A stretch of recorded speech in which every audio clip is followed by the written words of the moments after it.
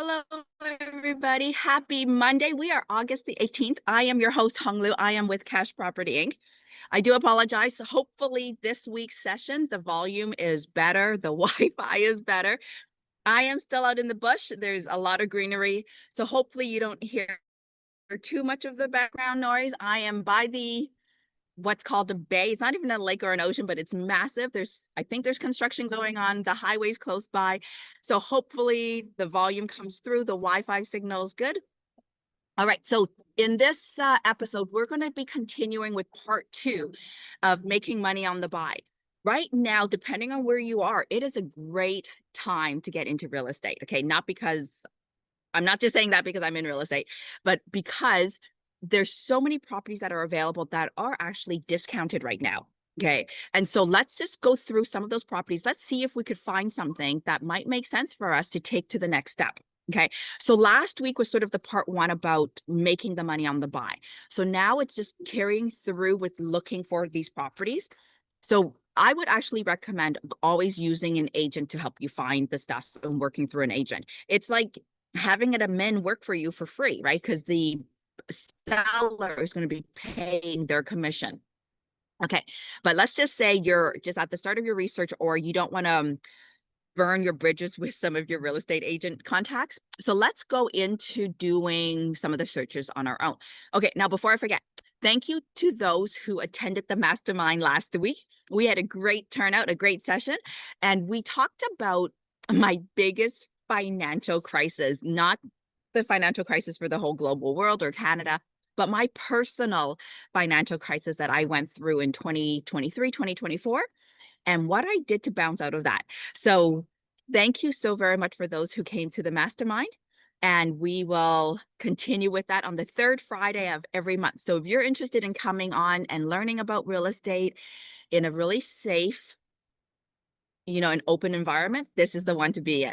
Okay, so let's go into the analysis here. So let me bring up the realtor search, and I'm going to do a brand new search here to show what how to do the search. Okay, so I'm going to be looking in Toronto.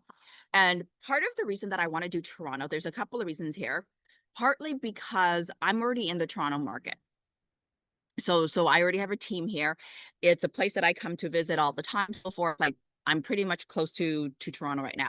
The other reason is that if you are able to find something where you could make money on the buy, and there's forced appreciation, whether it's in 2 years or 5 years down the road, it is so worth it to get into Toronto, even if the market is going down. Okay. And also on top of that, Toronto has that new bylaw that passed that depending on the size of your lot, you can go up to 4, 5, 6 units. Okay. So if you buy a single family unit right now, like a single family semi or detached home right now in Toronto, oh my God, like you're going to be setting yourself up for that future gain. Okay. And I know people are going to say, hey, you know what? You can't count on that. You can't count on that. Okay. Toronto's pricing has always gone up. Okay. You may need to sit on it for 2 to 3 to 5 years. Okay. But as long as you're not eager to sell and as long as you have that forced appreciation, it's going to go up. Okay. If you don't believe me, then don't buy. Okay. End the channel here. Go back, go and watch some crap on Netflix or YouTube or something. Don't watch me. Okay. But I'm telling you, there's going to be ways for you to make money in this market as long as you don't have to force sell. Okay, so let me just go into my filters here because I do want residential. Okay, I'm going to stay away from multifamilies because I want to be able to add in those extra units in the future. I don't want any condos. Okay, that doesn't matter. Okay, I'm going to put my price max at 2 million. Okay, and I just felt a ladybug fall on me. Okay, that is a sign. Okay, so 2 million is my max price that I want to pay. We're going to be in Toronto, so that's fine. Land size doesn't matter. Okay. Okay, so that is what I'm going to be looking for. Yeah.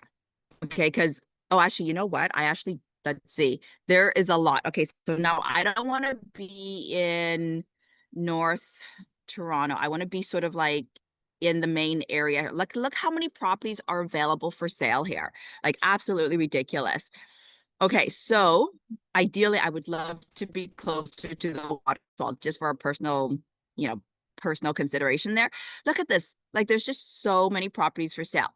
Okay, so now what I'm going to do just to narrow down the search, okay, I want the minimum price so that I know I'm not going to get any crap here. I want it above a million.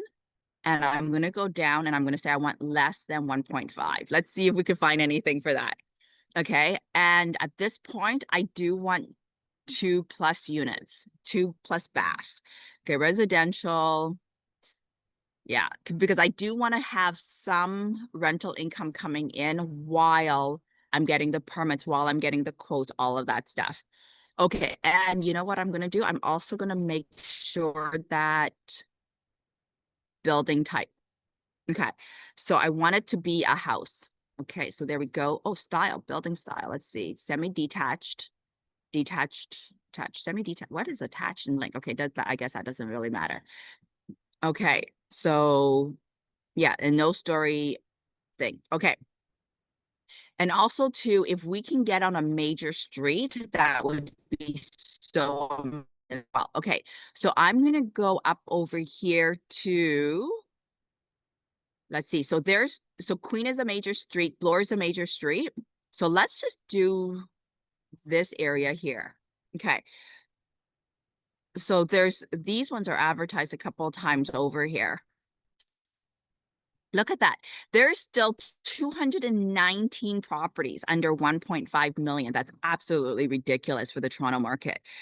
So I would be like, let's just get in here. Okay. So you know what? Let's narrow this down because this is going to give us a lot of. Okay. So I want to get down to the land size. Okay. So let's go minimum land size. I don't know if we have anything over an acre. Let's see that. That would be amazing if we could find anything over that. Okay. So land size here. So what is this? 1.2, 1.3. Okay. Let's check this one out. That one's come up a couple of times now. Is that already new built? Oh, somebody's already built this. Okay. So somebody's already built this. Okay. For 1.4. Okay, land size is 100. Okay. Okay, I think they goofed up there. Okay, so I'm not gonna go with that one. Let's go with this one here. So this one's over in what they call East York. Okay, so let's see what's over here. Did they actually build this? Okay, let's see, because it looks new there, but sometimes it's rendering. Okay, and has been newly renovated with. Okay, so yeah, so they have already, the city has approved. Okay. Okay, so we're gonna run our numbers on this one here because this one seems pretty interesting. Okay, so it looks like they built something already, which seems a little bit odd that they didn't just keep going. So builders, developers, investors, this East York bungalow is situation on corner lot has been newly renovated with 2+2 beds and 2 bathrooms and move-in ready, detached garage and parking. Okay, the city's approved a variance to construct a 3-story multifamily, 3 separate 2 beds, 2 baths, and building permit has been obtained. Okay, approval for garden suite and basement units are also possible. Okay, so what that means is you can actually build 3 separate units, get a garden suite and a basement suite. So that's a total of 5 units. Okay, so I'm going to run it on this one. Okay, because this one actually might make sense. Okay, so let's do this here. So 1.3, and you're going to get a house. So somebody could actually. Okay, and because it's newer than 2018, there's no tenant rules on this one. So, oh yeah, so it's an existing bungalow and they renovated on the inside. Okay, and it's a corner lot. Okay, so let's run through this and let's see how we can make this work. Okay, so we are at 74, so I'm just going to copy that. All right, so let's go into the Excel sheet here. Oh my God, this is pretty cool. All right, so I'm just going to copy the address. We are in Toronto. So we'll put that in Toronto. We're going to go yes, because there's double land transfer tax in Toronto. Okay. Was that a formula there? Okay, I have no idea. All right, so let's go here. The asking price was 1.3. Is that right? Yeah, 1.3. Oop. Okay, so you should see my Excel sheet. Hopefully you see my Excel sheet. Okay, so the asking price is 1,323. Okay, no, not 13 million. Okay, so 1.3. We're probably not going to have any major repairs, so I'm just going to put 50K down there. Okay, so now we have, was it 2 units or two? Whoop, wrong thing there. Okay, I just need to check if it was 1 unit or 2 units in the description here. So give me 1 second. Let me double check that because I thought they said it was 1 unit. Yeah, so it's 1 unit. It's a bungalow. So it's 2 plus 2 and 2 baths. So how much could you actually rent this for? So 2 plus 2 and 2 baths. Okay. So for a house, potentially you can get maybe 4,000 bucks. So let's just go in there. Oh, no, then we're going to go get rid of that. So 4,000. Okay. So what we're going to calculate is the current state that you're currently buying it in, and then how much is your carrying cost, all of that stuff. And then if we have time, we'll run through the build costs on this. Okay. So $4,000. So you could potentially make 48,000 bucks.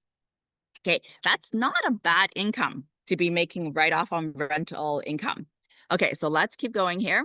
So I'm going to put down that the heating is going to be covered by the tenant, electricity by the tenant, water by the tenant, the taxes. So what did they say for the taxes here? They do not have any property taxes. With what I think property taxes would probably be in that area. So let's go here. We're going to go 3,000. Yeah, 3,000, 4,000. How much am I paying? Oh, 3,500. Let's just go with that. 3,000, no condo insurance. There's definitely going to be insurance. So let's go with 3,000. Okay. So I don't know if the property taxes is 3,005 or the insurance is 3,000. It's a rough number based on what I've seen with my other properties. So that's what I'm using. I'm going to leave my property management in there for 8%. Advertising, I don't know. It's not going to be very much to advertise on that. Repairs to vacancy allowance. Okay, fine. Sewage charge, that's going to be part of the water. So I'm going to leave that. The internet, 0. Water rental furnace, I'm going to leave that as 0. I have other there as 5.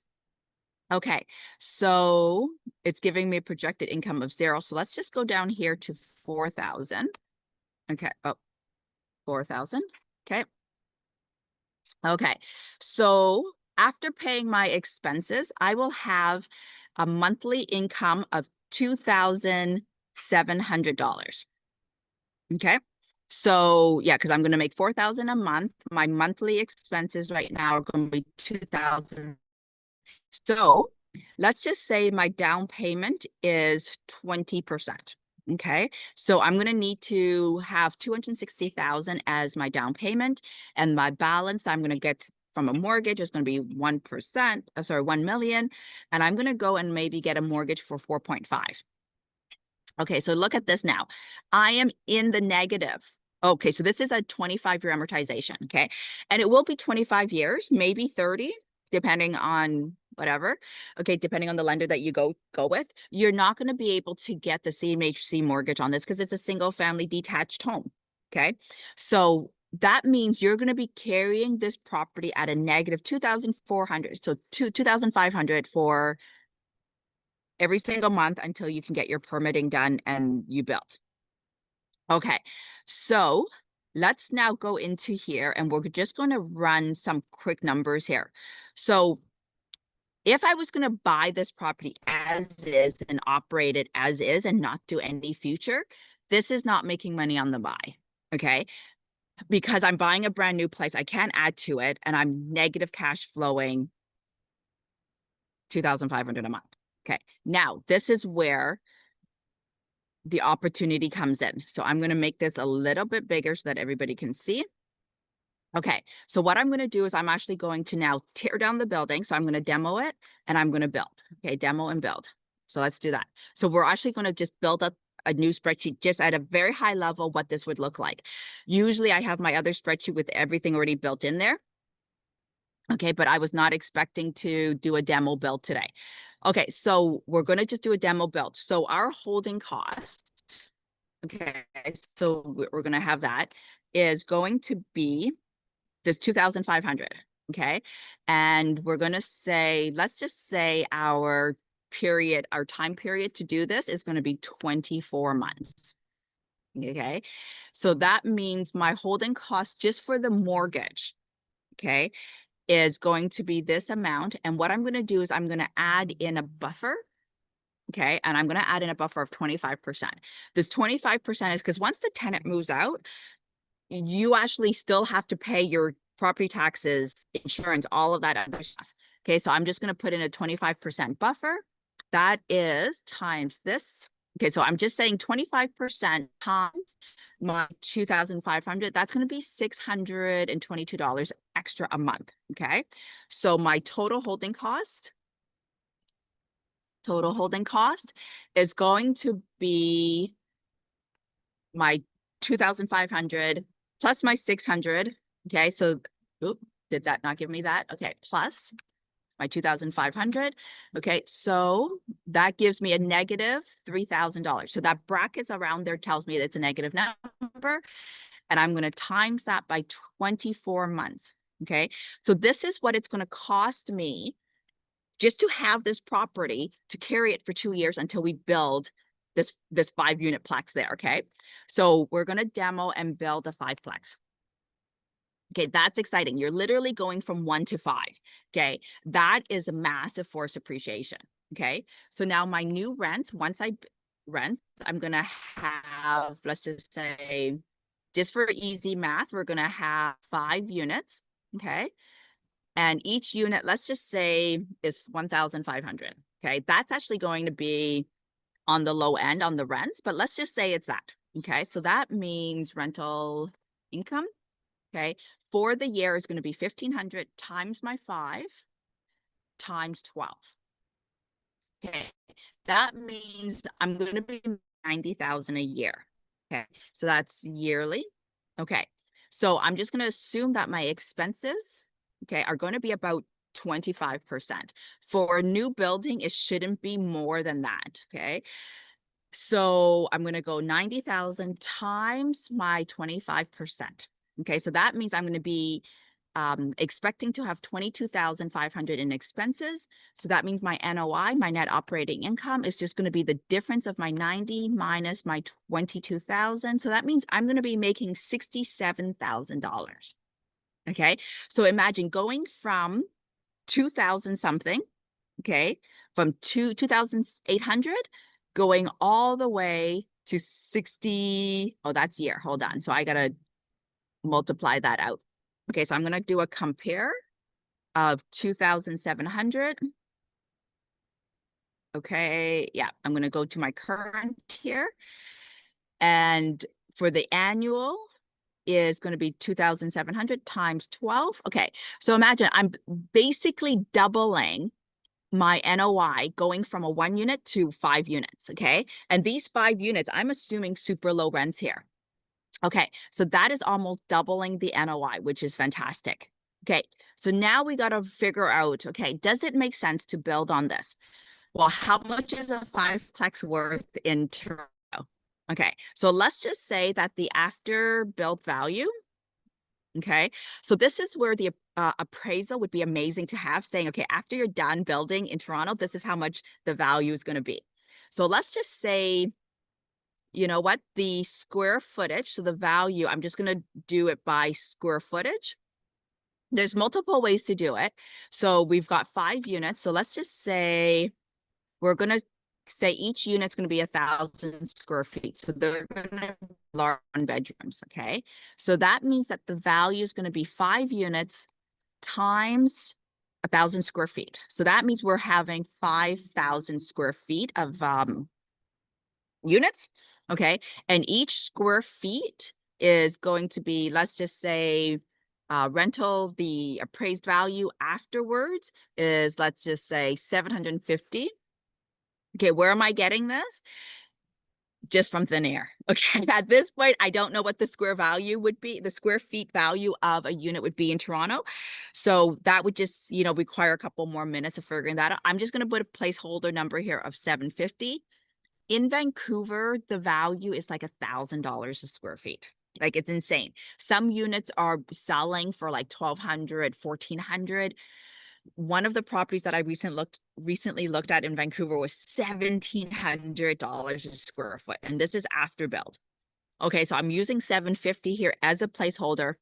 Okay, so I'm going to highlight this cell so that we can update this number afterwards.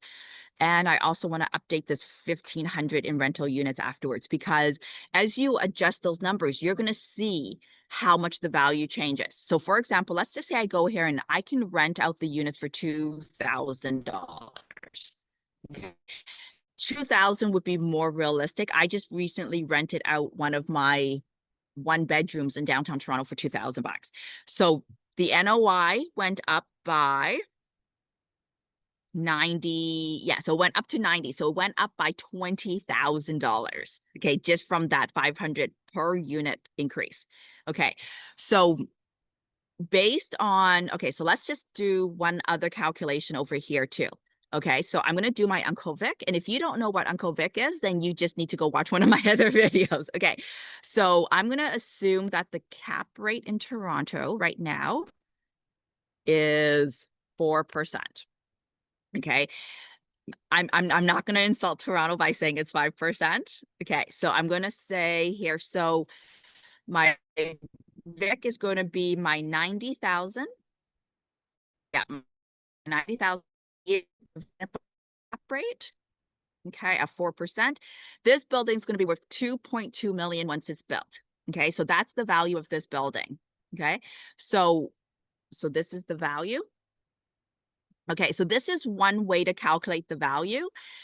So I'm going to put a block around that. So that's one way to calculate the future value of a building. If you adjust some of the numbers, this is how much the value is going to be, $2.2 million. Okay, now we're going to do it this other way, which is basing it on square footage. Okay, so let's see here. So we're at 750 a square foot. So now we're just take our 750 square foot times the 5,000 square feet. Okay, we're roughly about $3.7 million. So this would depend on how much your appraiser is going to appraise it at. Okay, so this is one other way of calculating the value. Okay, as you can see, it's a huge range here, right? So which one do you go with? Get the appraisal. Okay, so now we've got two values here. So now, let's just say we go with the smaller number here of 2.2 million. Okay, we're going to go for the mortgage loan. Okay, LTV. So this is after you build it, after you go and get the mortgage. Okay, so let's just say we go for the LTV. It's 5 units. Okay, we can go for the MLI. Okay, so we can get 95%. Okay, so that means our down payment is going to be 5%. Okay, so if we go with a $2.2 million appraisal amount, okay, we're going to go 2.5 times this number here. Okay, now what I'm going to do is I'm going to actually run both scenarios at the same time. So I'm going to just move this over here so you could see it, because if we are able to make it work on this number, okay, so look at the okay, so a 5% down payment on 2 million is going to be $112,000. That means we have to leave $112,000 in the deal to be able to get a 95% mortgage, and that's totally fine. Okay, so then that means the mortgage amount is going to be 95 times 2.5 there. Okay, so 2.25. So that means I'm going to be getting a mortgage of 2.14 million, and I'm going to have to leave in 112. Okay, so my original deposit was already 260. I first bought the property, let's say now, and I'm going to build in 2 years' time, that means I'm actually going to be pulling all of my cash out. Okay. And I would actually, yeah, I would be pulling out $140,000. Okay. So cash out. Okay. I'm actually going to put that way back over here. Okay. Cash out. Okay. So that means now I can go and take 140,000 and go and do my next deal on that, right? So I basically would get 147, like a check for 147,000 from CMHC or whoever my mortgage lender is going to be, assuming that they give me a 5% down payment. Um, like they approve of a 5% down payment. Okay, so now we're going to go into the mortgage amount. Okay, so if it's with CMHC, the amortization here is going to be 50 years. Let's just say it's 50 years. We can always change that later. And the rate is going to be 4%. Okay, now I'm just estimating here. Okay, so that means my PMT, okay, my monthly mortgage payment, okay, is going to be this number. Okay, so it is my rate divided by 12 and my 50 years times 12. Okay, my present value is going to be the 2.14 and my future value is going to be 0. Okay, so $8,000 a month. Okay, and my yearly will be 8,002 times 12. Okay, so $90,000. Okay, this sucks. That means I'm actually going to be in the negative. Okay, so what that means is okay, you'd have to double check a lot of this stuff, but basically that tells me I'm going to be in the negative because I'm only making 90,000 and my mortgage payment is 99,000. So I'm going to be in the negative per year. Okay. $9,000.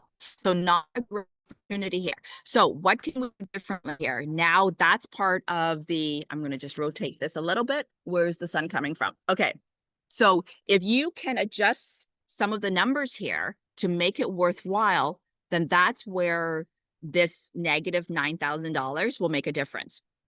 Okay, because it's not going to be negative $9,000. So let's just say we're over here. Okay. And the value that they give you is 3.5 because it's a brand new building. Woot. Okay. So the value went up, your mortgage payment's gone up, your delta is in the negative. So you don't want that. Okay. So let's just say we go in here and instead of a 5% down payment, we do a 10% down payment. That did not make any difference. Okay. Why not? Okay. So we've got more money in. Okay, because our NOI is still less. Okay. So okay, because this mortgage amount needs to change based on our down payment. So I'm going to go 100 minus this number. Okay. 100%. Okay, so 90%. Okay, so now we're in the negative even more. So that is not a good thing because the value went up. So let's go back to 5% here. Okay, so if everything was kept the same, 5%, and you left more money in, so at 10%, you would have left in 180,000. You would get a check for 80,000. So you're actually still doing really good here because you had originally put in 240 or 260. And now you're going to get a check for 80,000 and you're going to $80,000 a year on this property. And now you got a fiveplex. Okay. So depending on how your numbers go, this actually may be a really good opportunity here. Also, let's just say your rents, you can get a little bit more. So if your rents go up, your NOI is going to go up. Okay. Now that of course will affect your value and all that stuff going up. Okay. So let's see here. So this value is 1.8 million. So why is that? 90 divided by 5. Yeah. So your cap rate, yeah. So if you increase your rents, let's just say by $200 on all the units, okay, your value just went up by like $180,000. Okay. And now you're making an extra $1,000 a year in rental income. So this is one way to do it. Okay. So now let's go through this higher value here. Okay, so it's going to be the same thing. You're going to take your mortgage amount. So you're going to take your value, your 3.7 times your 90%. Okay, and your PMT number here is now going to be minus PMT. Okay, your 4% divided by 12, 50-year amortization times 12, your present value, which is your whole loan amount, times your, comma, future value. Okay, that means, look at that, you're almost paying double the mortgage, okay, which is insane. So that's because your value's gone up. Okay. Now, this wouldn't make sense here because you're actually going to be leaving more money in than what you put into the building. But technically, you're not putting in more money. Like your 260 is already in, and then you have to leave in 370. Well, that's from the value of the building. Okay. Now you're not going to be putting in any more money, right? Because the building's doubled in value here because you're only paying 1.3 for this building. Okay. So now your yearly amount. So we're just going to copy this formula over. Okay. So you're going to be in the way negatives here. So this wouldn't make sense for you. Okay. So your rents need to be significantly higher to cover your negative cash flow. Okay. Because you're going to be, yeah, you're going to be in the negative cash flow here. So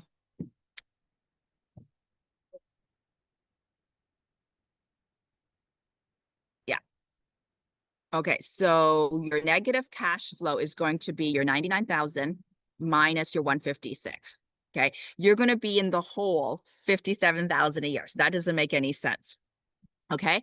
So this is one where you have to go get the appraisal done, look at running your numbers to make sure that, you know, that the numbers make sense for you to build a fiveplex on there. The other thing that we did not run yet is the cost to build and whether or not it would make sense to build. This is just based on the future value of building. So let's see here. We've got a little bit of time. So let's just run through of the build cost here. Okay. So we already know we're building 5,000 square feet. Let's just say the cost to build is $300. Okay. Per square feet. Okay. So that means your total build cost is your 300 times your 5,000 square feet. Okay. It's going to cost you 1.5 to build.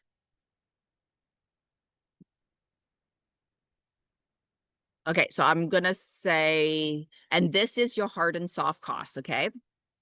Soft cost.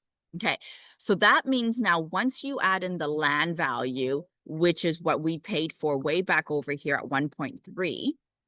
Okay, so the buying price is 1.3 here. Okay, so that is our land cost. So that means our total now in, okay, is going to be the 1.5 plus the 1.3. Okay, that means that whatever you build has to be more than $2.8 million. Okay, so this first scenario does not make sense. Okay, so if you build it and it's only worth 2 million at the end, you're going to be in the hole. Like it doesn't make sense to build something that's going to cost you 2.8 million and it's only going to be worth 2 million at the end. Okay, this value seems way more feasible here. You build it for 2 million. So you build it for 2.8 and now it's worth 2.7. Okay. So then you can get, hold on here. So now your buyout. So once you have your 2.8 in, okay, your value's gone up and now your profit, okay, is going to be this 3.7 minus your 2.8. Okay. You've made about $1 million on this deal. That is your profit on the buy. Okay. As long as you hold out the years to build this. Okay. Oh, let's take off the holding costs. on that. So the holding cost was 74,000. So we need to add that actually, not minus it. Okay, because it's a negative number there. So you're going to make about $875,000 in 2 years. Okay, that's pretty good. But now you got to figure out this negative cash flowing on the property here. Okay, because it doesn't make sense to build it, make $1 million, and then have to pay out, okay, $57,000 every year on the negative cash flowing. Okay, so how can we adjust this? So the down payment would be what we would adjust. So this down payment is the 375 that you have to leave in. So this profit would be your check amount here. So let's just say here your check is going to be your 875 because that's your profit minus your deposit that you have to leave in. Okay, now you already have your 260 in. Okay, so how would that adjust there? So your land value, your profit. Okay, so you would actually get that 260 back as well, right? So let's put in your 260. We're going to call that profit. So where's that down payment amount that you put in there? Okay, there you go. So your profit went, because you're also going to get that 1.6 back. Sorry, you're going to get that 2.6 back as well, is 1.1. So you're going to get a check for 760,000. So this your own pocket. This 350 is from the profit that you've already made. Okay. So if you do a 20% down payment, look at that. You're still in the negative. Okay. So this is the number here that we are looking at. So this yellow number here. So let's see, do 30. Oh man, this isn't going to work. Look at that. Even at, I had 30% down here. Okay. Look at that. So 1 million, a check now of only 10,000 coming back to you, but you're still in the negative $22,000. Okay. This doesn't make sense. No. So you'd have to either be able to put on more than 5. Okay. This is why you don't find a deal every day. Okay. All right. So there we go. All right. Let's see here. All right. Let me see. I am not able to get a charge on my battery. Okay. So I've got that in. Okay. So I am going to end it here. Maybe next week we will run through a scenario where we're like, okay, let's look for one where we can find something where we can get some 20 units or 10 units or something more units where it makes sense. Okay, because right now, based on a $1.3 million property, like for the land, 5 brand new units doesn't make sense. Okay, unless the square value, I don't know. There's got to be some way that we can adjust this to make the numbers work. But at 22,000 negative for the year, it doesn't make sense. Okay, it just doesn't. Okay, so which is why, you need to run your numbers every day and at least do a couple of analysis every week, right? Okay, so my name is Hung Lu. I am with Cash Property Inc. I hope you found value in today's episode. And if you do, give me a like if you are watching me on YouTube. Give me some comments if you're watching this on Facebook. Okay, thanks everybody. Have a wonderful week.